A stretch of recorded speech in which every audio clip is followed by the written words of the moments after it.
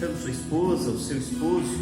Vamos adorar o Senhor, reconhecendo que Ele é o Alfa e o Ômega, Ele é o princípio e fim, o Senhor sobre toda a criação, Senhor da história. Louvado seja o Senhor. Cante conosco. Hoje nós temos a participação da nossa equipe de música aqui na igreja, para que você, na sua casa, possa louvar o Senhor conosco. Não há outro como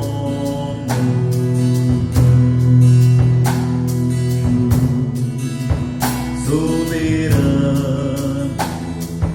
e fiel.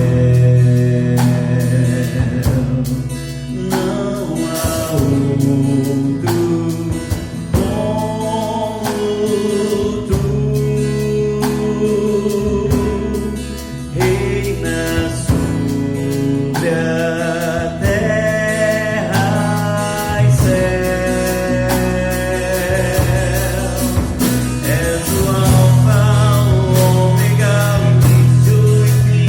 És o ar que eu respiro, tudo pra mim tu és, Jesus. Tu és, Jesus. És o Alfa, o Ômega, o início e fim. És o ar que eu respiro, tudo pra mim tu és, Jesus. Tu és, Jesus.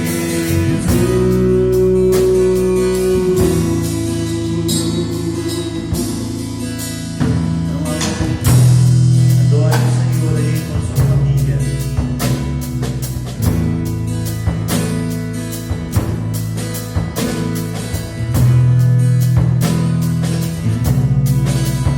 Não há outro como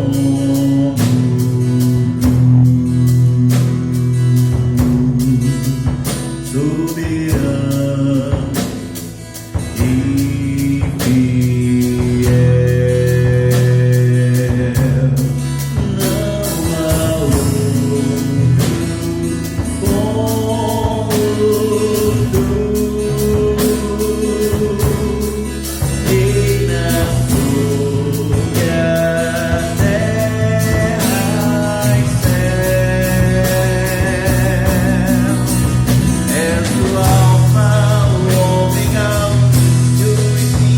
És o ar que eu respiro, tudo pra mim tu és, Jesus.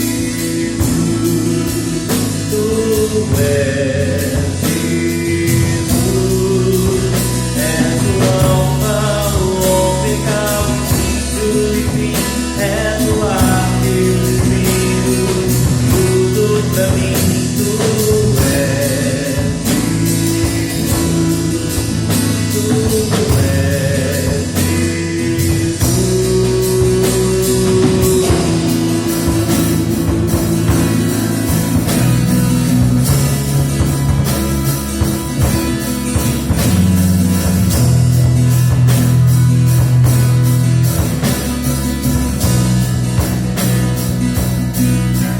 Te damos honra, te damos glória. Teu é o poder, pra sempre, amém. Te damos honra, te damos glória. Teu é o poder, pra sempre, amém. És o Alfa, o Ômega, o início e fim. És o ar que eu respiro, tudo pra mim tu és, Jesus. Tu és, Jesus.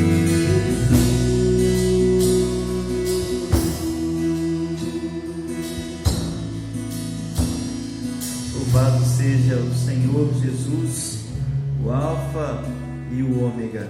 A Ele toda a honra e toda a glória. Nessa noite, queridos, nós vamos meditar na palavra de Deus, que se encontra no livro do profeta Amós, no capítulo de número 3. Queria convidar a você que nos acompanha a abrir a sua Bíblia em Amós, capítulo 3, versículos 1 a 8. A palavra de Deus nos diz assim: ouvi a palavra que o Senhor fala contra vós outros, filhos de Israel, contra toda a família que ele fez subir da terra do Egito, dizendo: de todas as famílias da terra, somente a vós outros vos escolhi. Portanto, eu vos punirei por todas as vossas iniquidades. Andarão dois juntos se não houver entre eles acordo? Rugirá o leão no bosque sem que tenha presa?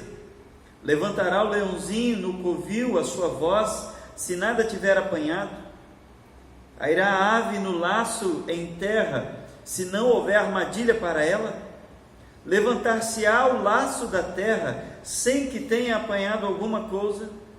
Tocar-se-á a trombeta na cidade, sem que o povo se estremeça? Sucederá algum mal à cidade, sem que o Senhor o tenha feito? Certamente o Senhor Deus não fará coisa alguma, sem primeiro revelar o segredo aos seus servos, os profetas. Rugiu o leão, quem não temerá?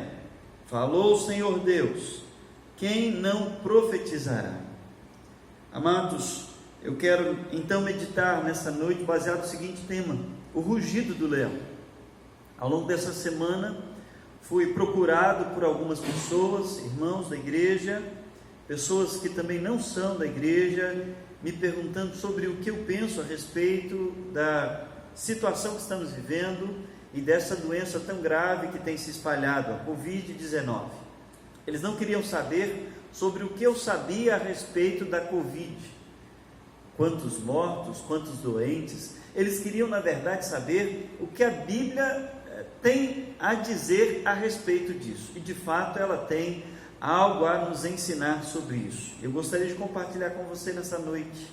Em primeiro lugar, você precisa se lembrar que tudo que está acontecendo nos é esclarecido através das Escrituras. Tudo faz parte de um propósito bom e soberano de Deus, que pré-ordenou tudo o que acontece. É assim que a Bíblia nos ensina.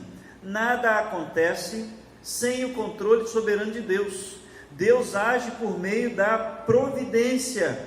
Deus controla e dirige todos os atos da história. Você pode ver isso também em Daniel capítulo 4, versículos 34 e 35, Salmo 135, versículo 6. Isso não significa que o decreto universal, o decreto de Deus, descarta as causas secundárias, as causas humanas, a responsabilidade humana. Nada disso, ao contrário, Deus é a causa primária de tudo. Os nossos pecados podem ser a causa secundária, as circunstâncias em que o pecado de Adão e Eva nos envolveu podem ser causas secundárias, de modo que em última instância Deus está controlando todas as coisas. Então a Bíblia tem sim resposta para essa situação que estamos vivendo. Em segundo lugar, eu gostaria de destacar também que as Escrituras afirmam categoricamente, especialmente em Apocalipse capítulo 5, versículo 5, que Jesus é o leão da tribo de Judá. Ele é o leão que ruge. Ele é aquele do qual esse texto está apontando. O capítulo 1 de Amós, no versículo de número 2, diz assim: ele disse: o Senhor rugirá de Sião. É o rugir de Deus, é a trombeta de Deus, é a forma de Deus se manifestar em meio a essa crise toda que nós estamos vivendo. Quando nós entendemos a soberania de Deus sobre todas as circunstâncias em que nós estamos vivendo, na nossa casa, na nossa família, inclusive nessa pandemia que estamos atravessando, nós conseguimos ter mais paz. Porque se há um Deus, e Ele é o nosso Deus, e Ele está no controle de todas as coisas, e Ele pode todas as coisas, então eu e você podemos descansar nessa grande verdade, de que absolutamente nada vai fugir ao cuidado de Deus, nada vai acontecer de maneira que seja contrária a Deus, porque agindo Deus, quem o impedirá? Isso pode trazer descanso e paz para os nossos corações, de modo que entender que Deus é quem está controlando a história, vai fazer toda a diferença para o seu coração, e é isso que eu quero propor a você nesta noite. Terceiro, é preciso lembrar que se Deus, e de fato se é Deus que está controlando a história, todas as coisas, inclusive Ele é a causa última de todas as coisas, até da pandemia, resta nos perguntar, o que Deus quer nos dizer com isso então? Qual é o recado dele para o nosso coração? O que ele está fazendo neste momento? Bom, através desse texto eu quero extrair algumas lições que podem acalmar o nosso coração, podem confrontar o nosso coração, mas são lições preciosas para nossas vidas. O profeta Amós é o profeta que fala do juízo de Deus. Os capítulos iniciais vão falar do juízo de Deus sobre as nações, e especialmente neste capítulo 3 que nós lemos, o profeta se dedica a falar de uma série de parábolas de causa e efeito para mostrar como Deus tem agido. Ele diz assim: por acaso o leão vai rugir no bosque se não estiver preso? Por acaso o leãozinho vai erguer a sua voz no covil se ele não tiver apanhado nada? Por acaso uma ave vai cair no laço se não tiver laço? Por acaso o laço vai desarmar se não tiver alguma coisa para ele apanhar? Por acaso alguém toca a trombeta na cidade sem que o povo sinta medo? Bom, então, através dessas parábolas que o profeta usa, ele quer dizer, Deus está falando algo.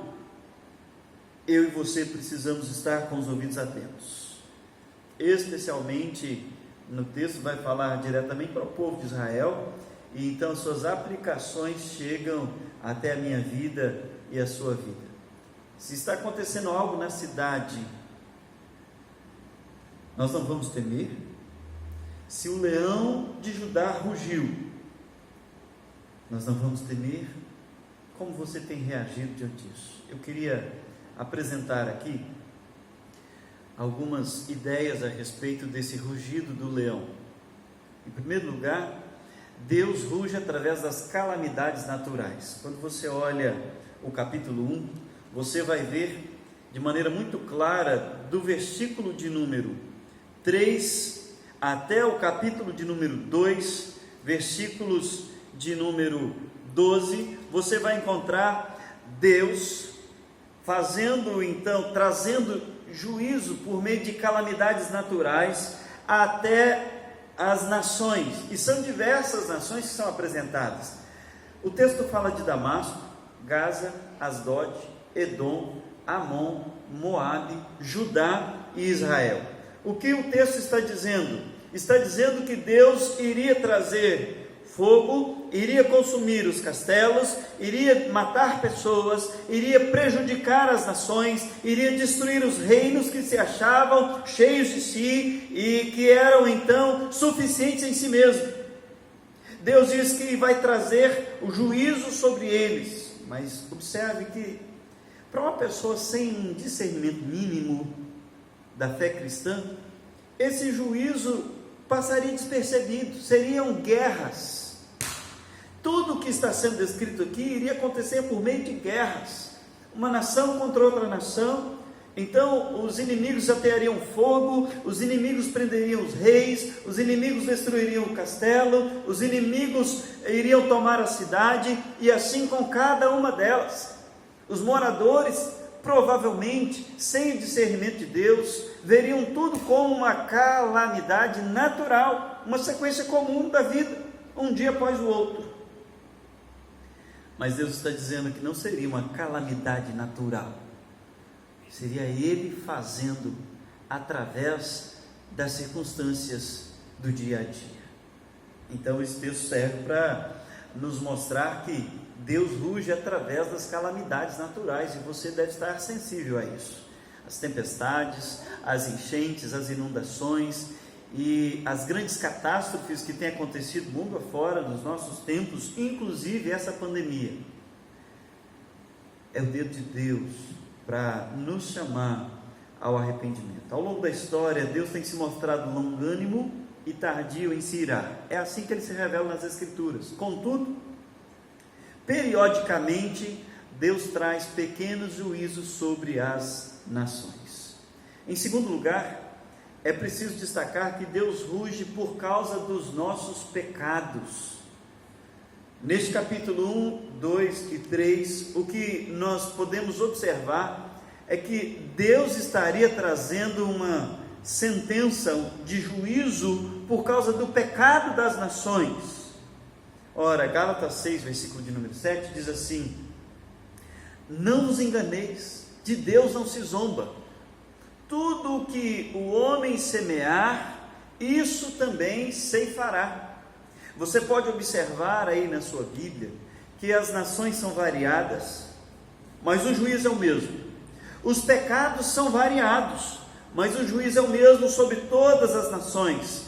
Deus estava ali naquele texto punindo as nações pelos mais variados pecados que eles estavam cometendo, como idolatria, corrupção, imoralidade, promiscuidade sexual. Eles estavam abandonando o Deus verdadeiro, no caso de Israel e Judá, e adotando deuses pagãos das nações. As nações pagãs estavam se enchendo de si mesmas, pensando que elas é que controlavam toda a história. Deus então traz uma sentença contra o pecado. Veja, eu quero trazer isso para mais perto dos nossos dias e para mais perto das nossas casas. Nós precisamos entender que as blasfêmias que têm sido feitas contra o Senhor Jesus no nosso país, bem como a forma imoral como as pessoas têm vivido no nosso país e mundo afora, isso tudo são graves pecados contra Deus, e Deus não tem por inocente aquele que blasfema contra o seu nome. É uma mensagem dura essa, assim como a de Amós. É uma palavra séria, dura, difícil de se ouvir, mas é a realidade. Você precisa perceber ao seu redor a quantidade de pecado que tem sido cometido. Eu quero falar primeiro de um pecado geral, o pecado da nação, não o pecado pessoal, o pecado da nação. No nosso país nós ainda temos algumas dificuldades com estatísticas, mas eu quero te alertar, só neste ano, de janeiro até agora, a estatística mostra que nos Estados Unidos aconteceram 120 mil abortos. O aborto lá é legalizado, mas o fato de ser legalizado não o torna normal aos olhos de Deus. Além disso, tem crescido assustadoramente o número de divórcio no nosso país, mundo afora. A família tem sido banalizada, a relação conjugal santa tem sido banalizada, a promiscuidade tem tomado conta, a pornografia, a sodomia, o adultério, tudo isso tem crescido dia após dia. Ora, de Deus não se zomba, Ele instituiu um modelo que nós devemos viver, e pacientemente Ele tolera, pacientemente, com a sua longanimidade, Ele tem tolerado, mas periodicamente na história, você pode ver que Ele derrama pequenos juízos por causa dos pecados. Agora, de maneira mais pessoal e particular, é necessário então que você olhe para você mesmo. Quais têm sido os seus pecados? Quais têm sido as suas falhas pessoais? Quem sabe você mesmo tem colaborado para que tudo isso esteja acontecendo. Em terceiro lugar, é preciso destacar que o rugido do leão é para disciplinar o seu povo. O rugido de Deus nesse instante não é ainda o rugido final. e não é também uma sentença categórica contra o povo de Deus, ao contrário disso, é um chamado, é uma disciplina, é uma advertência, e a Bíblia nos diz que nós não devemos nos sentir prostrados quando somos disciplinados por Deus. Em Provérbios 3, versículo 11 e 12, diz assim: filho meu, não rejeites a disciplina do Senhor, nem te enfades da sua repreensão, porque o Senhor repreende a quem ama, assim como o pai ao filho a quem quer bem. O pai disciplina o filho porque ele quer o bem e não o mal. Quando você olha o livro do profeta Amós, no capítulo de número 4, versículo 12, o Senhor diz assim: portanto, assim te farei, ó Israel, e porque isso te farei, prepara-te, ó Israel, para te encontrares com o teu Deus. Mas a palavra de disciplina aqui não é final. Veja que o capítulo 5, versículo 14 diz: buscai o bem e não o mal, para que vivais. E o livro encerra lá no capítulo de número 9 com uma promessa de restauração do povo de Deus. Isso nos ensina que em meio às disciplinas ao longo da história, Deus tem preservado o seu povo. Não significa, contudo, que um cristão não vai ficar doente. Não significa que um servo de Deus nunca vai contrair esse tipo de vírus. Ao contrário disso. Pode ser que ele contraia, como uma punição que tem recaído de maneira geral sobre a nação. Pode ser que ele também seja disciplinado. Então, se for o caso, nenhum dos servos de Deus deve se desesperar, mas é um chamado para nós olharmos primeiro para nossa própria igreja, para o nosso país, para a nossa família, para a nossa casa. Como cristãos, nós precisamos olhar para a nossa vida. Por que Deus tem nos disciplinado? Por que Deus tem disciplinado o Brasil? Por que Deus tem disciplinado o mundo? O que Ele quer ensinar? Quais são os pecados que precisam ser abandonados? Por exemplo, quantas vezes servos de Deus têm abandonado os cultos por causa do trabalho e agora não podem nem trabalhar e nem cultuar? Um outro exemplo: quantas vezes os servos de Deus têm abandonado os cultos por causa do entretenimento, o lazer, o futebol, o passeio, o almoço? Quantas vezes agora Deus fecha as portas e nem o culto e nem o lazer, nem o culto, nem o futebol, nem o culto